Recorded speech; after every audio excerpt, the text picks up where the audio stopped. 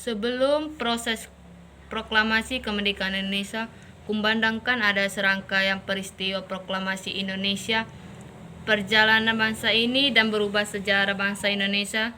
Pada tanggal 14 Agustus 1945, pasukan Jepang menyerah tanpa syarat sekutu.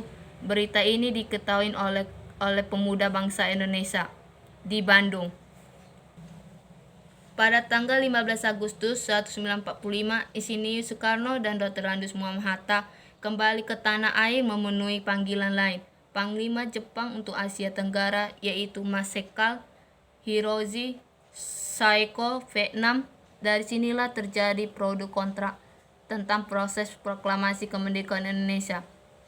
Golongan muda ingin cepat-cepat dilaksanakan proklamasi kemerdekaan Indonesia karena hal ini merupakan hak dan masalah rakyat Indonesia sendiri tanpa bergantung kepada negara, hak atau bangsa yang lain. Sedangkan golongan tua menginginkan bahwa kemerdekaan Indonesia harus dilakukan secara terkoneksi, misalnya dengan pernyataan bangsa-bangsa lain, dengan melampirkan tanda tangan lain dan sebagainya.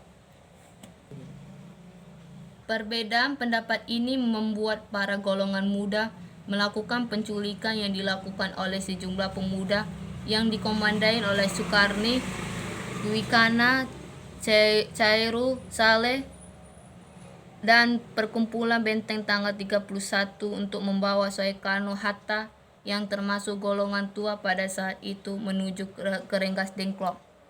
Tetapi tepat jauh Jalan Raya Utama Jakarta Cirebon pada tanggal 16 Agustus 1945, hal ini dilakukan agar mereka jauh pengaruh pemerintahan penduduk Jepang. Saat itu Jakarta terjadi pula yang sangat semi antara Ahmad Subarjo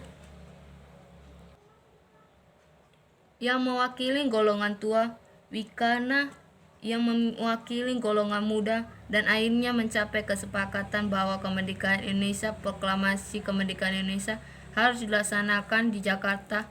Akhirnya Soekarno dan Muhammad Hatta dijemput ke Rengas Dengklok untuk menuju, namun di rumah Laksana Maeda berada di daerah Benteng. Naskah proklamasi akhirnya dirumuskan oleh Insinyur Soekarno dan Dr. Andes Muhammad Hatta dan Ahmad Subarjo. Banyak pertimbangan sebelum tercapai kesepakatan mengenai kepastian isi internasional benteng teks proklamasi.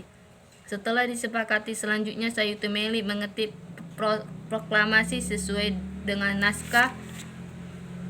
Penyusunan teks langsung dihinggai dini hari pada tanggal 17 Agustus 1945.